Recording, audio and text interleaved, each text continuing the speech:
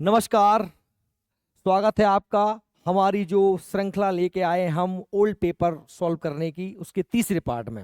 और हमने अभी तक 20 क्वेश्चन कर लिए हैं। अब हम 21 से लेके 30 क्वेश्चन तक इस पार्ट में करेंगे। छोटे वीडियो इसलिए लेके आ रहे हैं क्योंकि 55 क्वेश्चन है पोषण स्वास्थ्य में, और उसका लंबा वीडियो होता है एक डेढ़ घंटे का, तो वो आप देखते नहीं। और ये आपके लिए बहुत महत्वपूर्ण इसलिए हो जाता है क्योंकि इसमें जो क्वेश्चन मैं पढ़ाऊंगा उस क्वेश्चन से संबंधित कितने क्वेश्चन और बन सकते हैं वो सारे क्वेश्चन मैं इसके अंतर्गत आपको कराऊंगा। तो इसलिए पूरा वीडियो देखिए, और ये मेरी गारंटी है कि इसमें आपके पूरे नंबर आएंगे पोषण और स्वास्थ्य में। यहाँ से बहुत 70 से 80% जो है क्वेश्चन फंसने की संभावना है। देखिए, तो देखते हैं हम। क्वेश्चन नंबर 21 आपके सामने है। क्या है 21? कि भाई गर्भस्थ शिशु, ध्यान से पढ़ें, गर्भस्थ शिशु के पूर्ण विकास के लिए गर्भवती स्त्री का भोजन होना चाहिए। गर्भवती माता की देखभाल, ये आपके सिलेबस में है पोषण और स्वास्थ्य में। तो क्या कह रहे हैं कि गर्भस्थ शिशु के पूर्ण विकास के लिए गर्भवती महिला के लिए क्या क्या भोजन में लेना चाहिए, कितना प्रोटीन, कितना कार्बोहाइड्रेट, कितना वसा।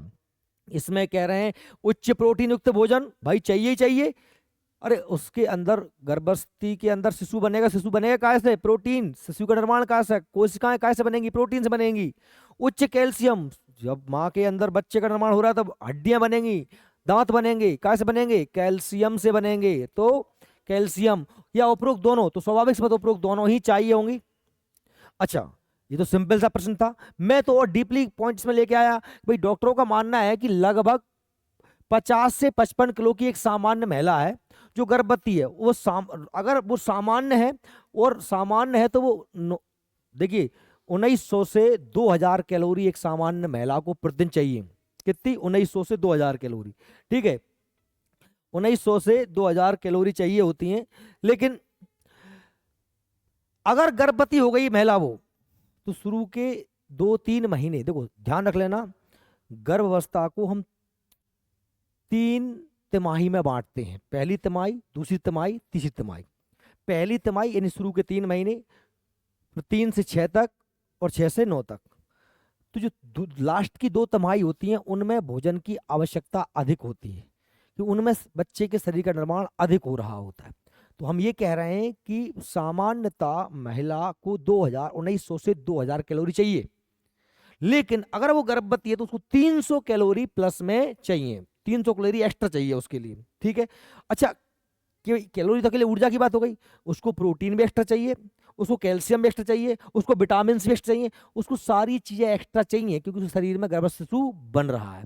देखिए, अगर पोषक तत्व की मैं बात करूं, तो प्रोटीन की बात करूं, तो सामान्य महिला को 50 ग्राम चाहिए। लेकिन अगर प्रेग्नेंट महिला है तो 65 प्लस 15 ज्यादा चाहिए। आयरन की मैं बात करूं तो आप देखें, आयरन यानी लोहा बहुत महत्वपूर्ण चीज है। प्रोटीन, आयरन, लोहा, क्योंकि ये शरीर के लिए बहुत आवश्यक है। गर्भवती महिला के लिए आयरन की बहुत कमी होती है, उसके हीमोग्लोबिन बहुत घट जाता है। 12-13 जो होना चाहिए उससे घट करके 8-9 पहुंच जाता है। ठीक है, तो आयरन सामान्य महिला के लिए 30 मिलीग्राम रोज चाहिए होता है, लेकिन प्रेग्नेंट महिला को 40 मिलीग्राम। आयोडीन की बात करूं, आयोडीन सामान्य महिला के लिए 100 से 200 माइक्रोग्राम है, ये माइक्रोग्राम। लेकिन जो भी गर्भवती महिला है उसे प्लस 25 माइक्रोग्राम आपको एक्स्ट्रा देना है। ठीक है। कैल्शियम की बात करें तो कैल्शियम तो भाई क्यों? क्योंकि बच्चे की हड्डियां बनना है। आपने देखा है गर्भवती महिला तो चौक खाती है, छुई खाती है, खड़िया खाती है, क्योंकि उसका मन करता है कि उसके अंदर बच्चा पल रहा होता है, उसे कोई शौक नहीं होती है। तो वैसे सामान्य महिला को 400 मिलीग्राम चाहिए कैल्शियम रोज, लेकिन जो महिला अगर गर्भवती है तो उसे 1000 मिलीग्राम रोज चाहिए होता है कैल्शियम।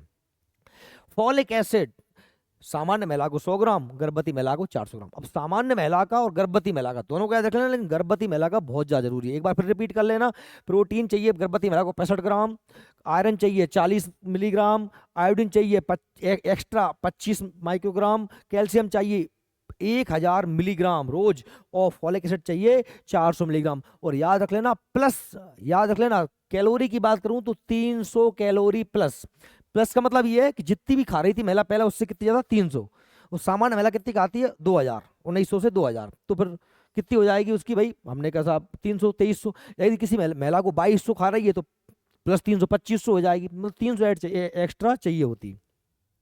चलिए आगे बात करते हैं। क्वेश्चन नंबर 22 है क्या है कि एक साधारण क्रियाशील गर्भवती स्त्री को कितने ग्राम अनाज की आवश्यकता प्रतिदिन होती है। तो भाई देखो, अनाज, फल, सब्जियां, दूध, इन सब की आवश्यकता होती है। और चूंकि गर्भवती महिला को अधिक मात्रा में पोषक तत्व चाहिए ही चाहिए, तो हर चीज एक्स्ट्रा चाहिए। तो क्या कह रहे हैं भाई, 400 ग्राम अनाज, 800 ग्राम अनाज तो बहुत ज्यादा हो जाएगा, 600 ग्राम, 700 ग्राम, सही आंसर क्या है इसका, 400 ग्राम महिला को अनाज की आवश्यकता प्रतिदिन होती है। देखिए, गर्भावस्था के दौरान महिलाओं को रोजाना लगभग 30 ग्राम फल, फाइबर, फाइबर रेसे जो बोलते हैं, 50% भोजन में क्या होना चाहिए, उसके आधे फल होने चाहिए, जो खा रही है उसका आधा क्या खाना चाहिए, फल। 25% क्या होना चाहिए उसका, साबुत अनाज। 50% में फल और सब्जियां, 25% में साबुत अनाज होना चाहिए। साबुत अनाज मतलब जो भी वो खा रही है साबुत अनाज।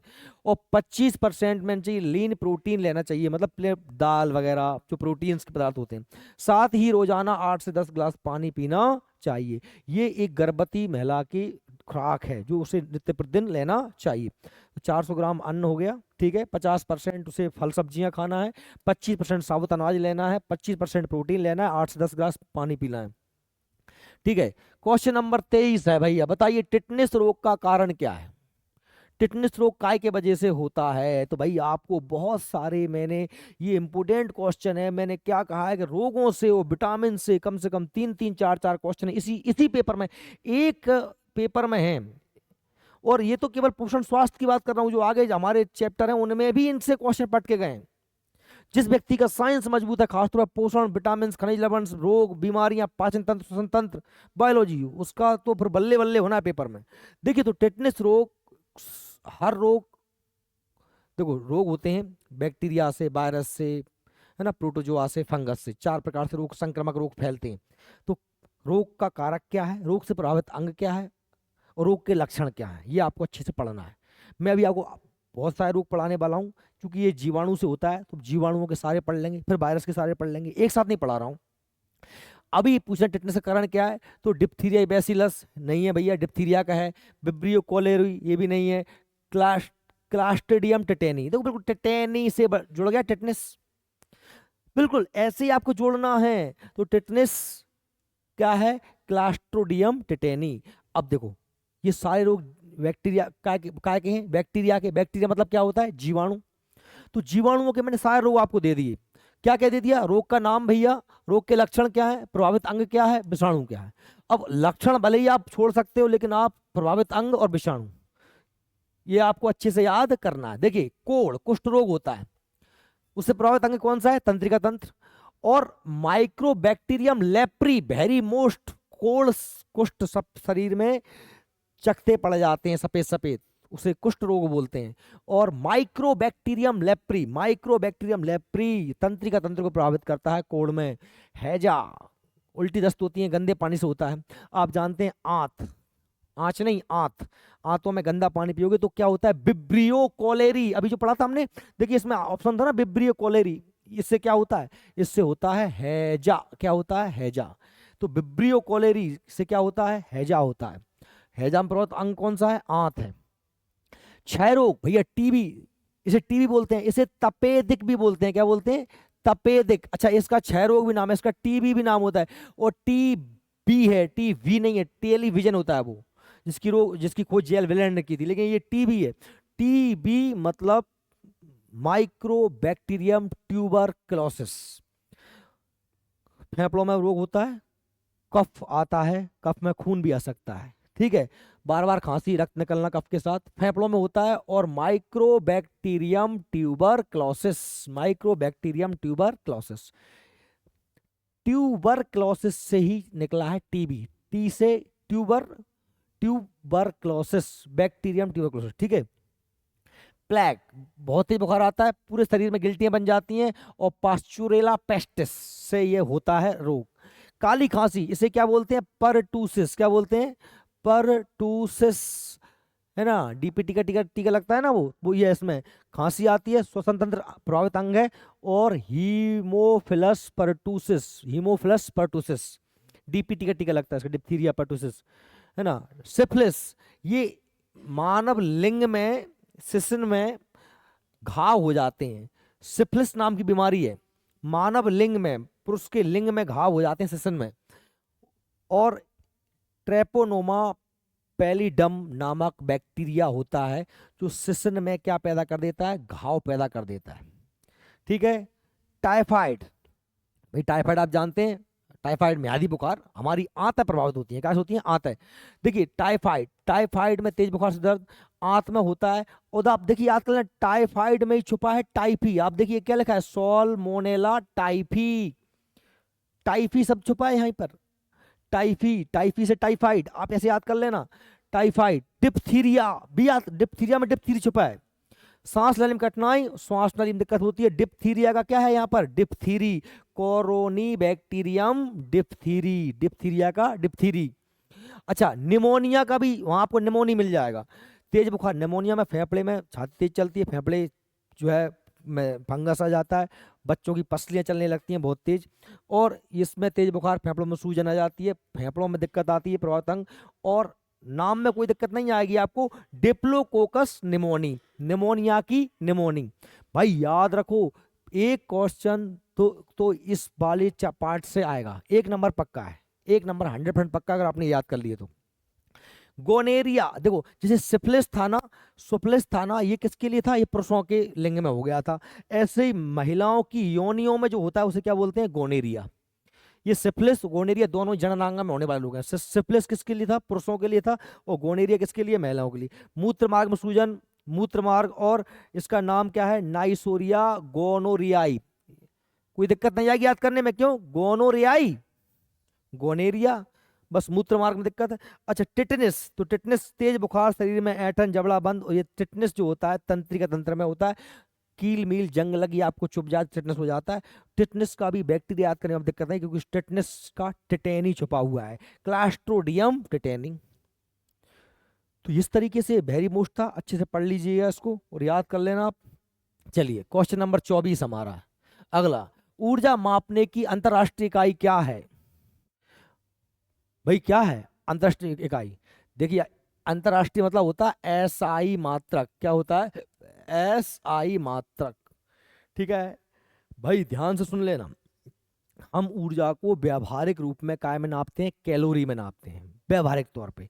और 1 कैलोरी का मतलब ये होता है कि 1 ग्राम जो जल होता है ना, 1 ग्राम जल के ताप को आपको 1 डिग्री सेल्सियस बढ़ाना है। कितना करना है, 1 डिग्री सेल्सियस बढ़ना। लेकिन वो ध्यान रहे वो ताप भी 14 डिग्री से कितना करना है आपको, 15 डिग्री सेल्सियस करना है, 14 से 15 डिग्री सेल्सियस करना है, 14 से 15 डिग्री सेल्सियस करना है आपको। ठीक है, यानी 14 से 15 मतलब 1 डिग्री बढ़ा।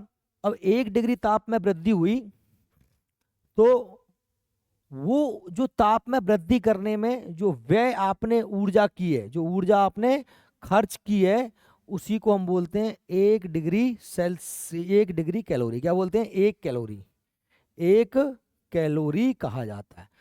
अगर पानी की मात्रा 1 लीटर कर दूं तो 1 लीटर पानी गर्म करने में जो ऊर्जा व्यय होती है उसे हम बोलते हैं 1 किलो कैलोरी। क्या बोलते हैं, 1 किलो कैलोरी। ठीक है, तो ये इंटरनेशनल मात्रक क्या है, जूल है। क्या है, जूल। ऊर्जा का अंतरराष्ट्रीय मात्रक क्या है, जूल, जबकि व्यावहारिक मात्रक क्या है, कैलोरी। चलिए क्वेश्चन नंबर 25 की बात करते हैं हम। क्वेश्चन नंबर 25 हमारा अगला है। अगला प्रश्न क्या कह रहा है, आप पढ़िए। कह रहा है कि परनीशियम एनीमिया से बचाव हेतु गर्भावस्था में भोजन लेना आवश्यक है। भाई क्या खाएं कि आपको जो परनीशियम एनीमिया, एनीमिया मतलब खून की कमी होती है, याद रखें विटामिन B12 में पाया जाता है कोबाल्ट। क्या पाया जाता है, कोबाल्ट पाया जाता है। और यह कोबाल्ट विटामिन B12 की कमी से हमें एनीमिया रोग हो जाता है। और मैंने आपसे पहले ही कह दिया है कि विटामिन B12 या सारे विटामिनों के रासायनिक नाम, उनकी कमी से होने वाले रोग और उनसे क्या मिलना, वह कैसे मिलते हैं, ये आपको याद होना चाहिए। ये मैंने चार्ट दिया है, इसको फिर से पढ़ लीजिए आप लोग, अच्छे से इसको रिवाइज करिए, क्योंकि मैंने अभी आपसे कह दिया ये लगभग चौथा प्रश्न है हमारा विटामिन का। अभी कम से कम एक दो क्वेश्चन और आ रहे हैं। तो भाई क्या है, देखिए विटामिन ए की कमी से कौन सा रोग हो जाता है? रतौंधी, जिसे हम जीरोफिथलेमिया भी कहते हैं। रात में कम दिखना हो शुरू हो जाता है। विटामिन बी 1 थायमीन क्या हो जाता है? Berry berry. विटामिन बी 2 इससे क्या हो जाता है? कोलासिस या ग्लासाइटिस तथा सावरिक डर्मेटिसिस। विटामिन बी 3 से चर्म रोग, वृद्धि कम, बाल सफेद हो जाना, जनन क्षमता कम हो जाना। विटामिन बी 6 से प्लेग्रा, वेरी मोस्ट। विटामिन बी 6 हो गया रक्त चर्म रोग। विटामिन बी 9 से और विटामिन बी 12 से, बी 9 भले याद मत करना, विटामिन बी 12 जरूर याद कर लेना, क्योंकि मैंने कहा था विटामिन बी 12 में क्या पाया जाता है? कोबाल्ट। और विटामिन बी 12 से क्या हो जाता है? एनीमिया। ये लिखा है विटामिन बी 12 से एनीमिया, एनीमिया माना खून की कमी। विटामिन सी से एस्कर्वी हो जाता है, सबको पता ही है। विटामिन डी से सूखा रोग, या हम इसे कहते हैं रिकेट्स, या क्या कह सकते हैं? ऑस्टियो या मलसिया, है ना, ये हड्डियों का रोग है। और विटामिन डी हमारी त्वचा में बनता है। विटामिन डी और के हमारे शरीर के अंदर बनते हैं। विटामिन ई से क्या होती है? जनन क्षमता कमजोर होती है। और विटामिन ई को हम ब्यूटी विटामिन कहते हैं। विटामिन ई गेहूं से मिलता है, इसे खाने से त्वचा जो है ग्लो करती है। और विटामिन के अगर हमारे शरीर में कम बनता है, हमारे बड़ी आंत में बनता है। और अगर ये नहीं बनेगा तो क्या होता है? रक्त का थक्का नहीं जमता, रक्त का थक्का नहीं जमता। रक्त का थक्का जमाने के लिए 3 चीज जरूरी होती हैं: फाइब्रोनोजन प्रोटीन, विटामिन के और प्लेटलेट्स। ठीक है, चलिए क्वेश्चन नंबर 26 देखते हैं क्या कह रहा है। क्वेश्चन नंबर 26 के गर्भवती महिला को कैल्शियम की आवश्यकता की पूर्ति हेतु क्या लेना चाहिए? भाई स्वाभाविक सी बात है, कैल्शियम काय से पूरा होगा?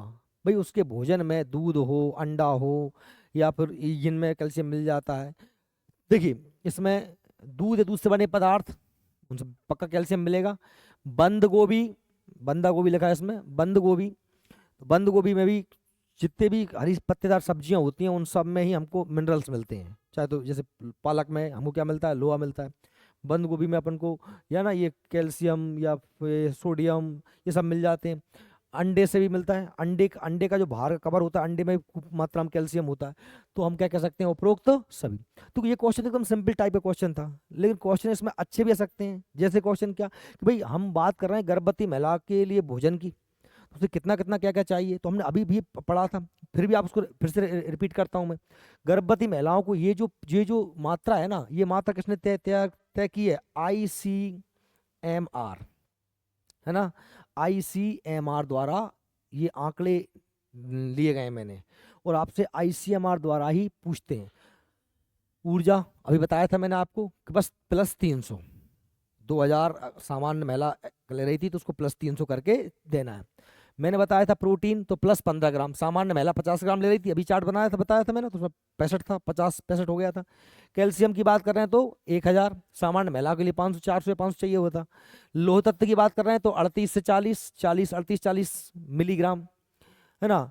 विटामिन ए, विटामिन ए या जिसे हम रेटिनॉल भी कहते हैं, है ना, ये माइक्रोग्राम है, बिल्कुल बहुत ही कम, 600 से 2400।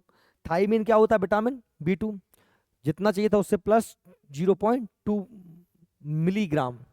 राइबोफ्लोविन, विटामिन बी 12 होता है बी 2, और ये 0.2 एक्स्ट्रा। नियासिन, एस्कॉर्बिक एसिड मतलब विटामिन सी, ये भी +2.0।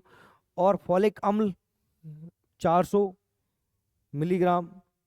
और विटामिन बी 12 भी हमको 1 माइक्रोग्राम चाहिए। ठीक है, तो ये इतना मटेरियल हमको चाहिए। इनमें से मोस्ट क्या है? कम से कम प्रोटीन, ऊर्जा, कैलोरी थी +300, प्रोटीन +15, कैल्शियम 1000, लोहा 38 ग्राम। ये तो बहुत आवश्यक है, ये अच्छे से याद कर ही लेना। ठीक है, अब देखिए क्वेश्चन नंबर 27 क्या कह रहा है? पीलिया मनुष्य के शरीर के किस अंग को प्रभावित करता है? देखो भाई, मनुष्य का शरीर होता है, ये हमारा पाचन तंत्र है, ये हमारी आंत है और ये हमारा लीवर है। इसको हम बड़ा करके देख लेते हैं, ये हमारा लीवर है। लीवर के नीचे ये एक थैली है, इस थैली को हम क्या बोलते हैं? पित्ताशय। क्या बोलते हैं? पित्ताशय। अब एक बात सुनो, इस लीवर का काम क्या होता है कि हमारे शरीर में जो आरबीसी, डब्ल्यूबीसी, आरबीसी, डब्ल्यूबीसी और प्लेटलेट्स, ये हमारी ये हमारे शरीर में कायम बनती हैं, रक्त में बनती हैं। आप जानते हैं कि आरबीसी का जीवन काल 120 दिन होता है, डब्ल्यूबीसी का 4 से 5 दिन होता है। ये जब मर जाती हैं रक्त में तो इनका क्रियाक्रम कहाँ होता है? लीवर में। और लीवर क्या करता है? उस मटेरियल को, आरबीसी डब्ल्यूबीसी के मृत मटेरियल को क्या बदल देता है? पित्त में। क्या बदल देता है? पित्त में। पित्त मतलब अंग्रेजी में से बिलरुबिक कहते हैं। और वो पित्त ही से ही क्या बनता है? पित्तरस। और पित्तरस इकट्ठा कायम होता है पित्ताशय में। और पित्ताशय से वो कहाँ पहुंच जाता है? हमारे जो हमने भोजन किया उस भोजन को क्षारीय कर देता है। पित्तरस कैसा होता है? क्षारीय होता है, मतलब बेसिक होता है। क्या होता है? क्षारीय। क्योंकि भोजन हमारा जो हमने आहार नाल से किया था भोजन, वो अम्लीय भोजन था, वो क्षारीय हो जाता है। अब क्या होता है, अगर ये लीवर ढंग से काम ना करे तो क्या होगा? हमारा जो आरबीसी डब्ल्यूबीसी के जो मृत अवशेष हैं वो नहीं बदलेंगे पित्तरस में, और वो मटेरियल खून में ही मिलता रहेगा और खून का रंग धीरे धीरे पीला हो जाएगा। और इस बीमारी को कहते हैं पीलिया। क्या कहते हैं? पीलिया। तो भाई यकृत या लीवर में खराबी के कारण हमें क्या हो जाता है? पीलिया। मनुष्य के किस अंग को प्रभावित करता है? पीलिया, यकृत को। तो अभी बताया था मैंने आपको बहुत सारे रोग, जैसे ट्रोकोमा आँख को प्रभावित करता है, हैजा आंत, ऐसे अलग अलग अंग अलग अलग चीज़ों को प्रभावित करते हैं। तो रोग में प्रभावित होने वाले अंग को अच्छे से पढ़ना है आपको। तो मैंने आपको डिटेल से बता दिया। चलिए आगे बात करते हैं। क्वेश्चन नंबर 28 क्या कह रहा है? राष्ट्रीय फाइलेरिया उन्मूलन कार्यक्रम कब से प्रारंभ किया गया? Very very very very most. राष्ट्रीय फाइलेरिया, फाइलेरिया को हम हाथी पांव भी कहते हैं हिंदी में। पैर इतना बड़ा हो जाता सूझ के हाथी के जैसा। अब ये बीमारी देखो, सुनो, बीमारी उस काय से हो रही है? बैक्टीरिया से, वायरस से, फंगस से, है ना, या परजीवी से। 4 प्रकार से होते हैं संक्रमण रोग। एक चीज, उनसे प्रभावित अंग कौन सा हो रहा है? दूसरा, इन पे विशेष फोकस करना है, रट्टा ही मार देना है अपने, क्योंकि इनसे 3-4 क्वेश्चन आप देख तो रहे हैं अपन, यही पेपर में, यही पेपर ही करवा रहा हूँ। अच्छा, इन सभी बीमारियों से निपटने के लिए सरकार ने समय समय पर कार्यक्रम चलाए और लक्ष्य भी तय किया कि हमको इस साल तक इससे निपटना है। जैसे हमने 2014 में पोलियो को हरा दिया, ऐसे हर रोग से। तो देखिए, ये जो फाइलेरिया का कार्यक्रम हमने शुरू कब किया है? ये 1955 में किया है। अब आपको ये कहाँ से मिलेंगे? तो मैंने पूरे के पूरे खोज के गूगल से आपके सामने रख दिए।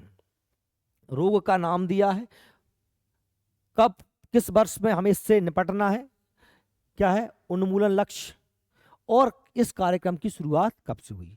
आधे इस तरफ दिए हैं और कुछ शेष जो है इस तरफ दिए हैं।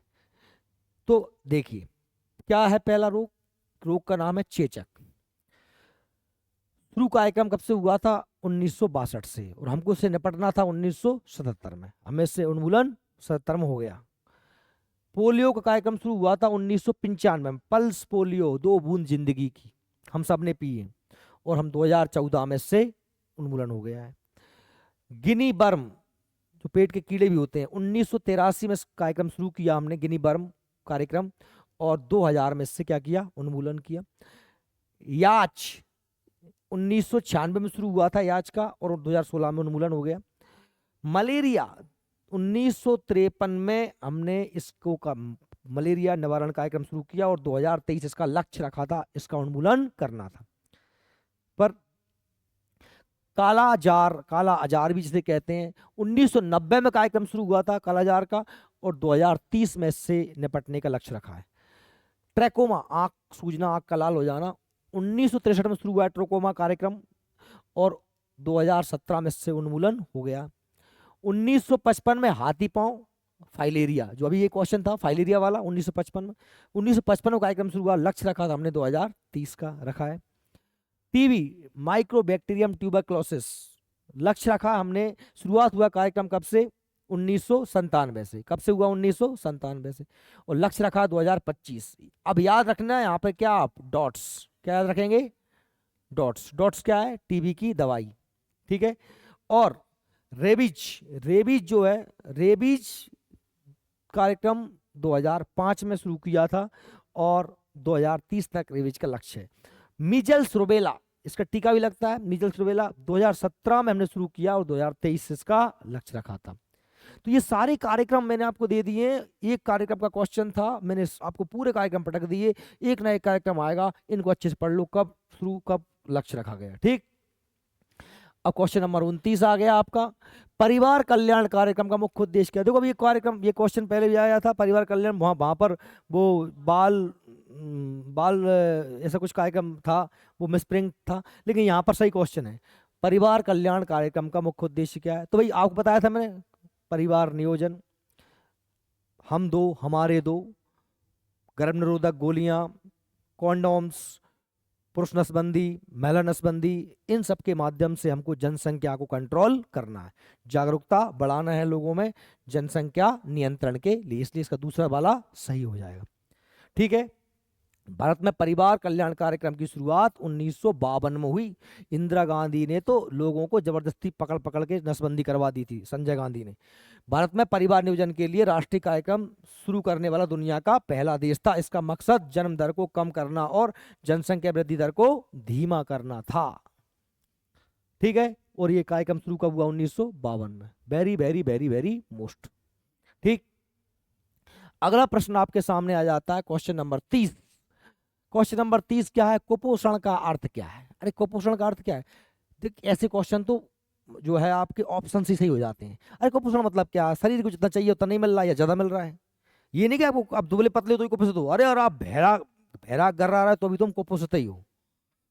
दोनों चीजें ये, क्योंकि हमारे दिमाग में चलता है कुपोषण मतलब चीजें ना मिलना। भाई ज्यादा है तो भी तो हानिकारक ही है, कम है तो भी हानिकारक है। तो क्या कहना भाई? अति पोषण, बहुत ज्यादा खाना, अल्प पोषण या उपरोक्त दोनों, इनमें से कोई नहीं तो उपरोक्त दोनों। ठीक है, देखिए विश्व खाद्य दिवस हर साल 16 अक्टूबर को मनाया जाता है। यह दिन भूख और कुपोषण के बारे में लोगों को जागरूकता को के लिए मनाया जाता है। विश्व खाद्य दिवस कब मनाया जाता है? हर साल 16 अक्टूबर को। क्यों मनाया जाता है? कि लोगों में भूख और कुपोषण के प्रति लोग जागरूक हो जाएं। विश्व पोषण दिवस कब मनाया जाता है? 28 मई को मनाया जाता है। इसका मकसद सही पोषण के महत्व का उजागर करना है, न कम न ज्यादा। ये पोषण दिवस 28 मई और खाद्य दिवस 16 अक्टूबर।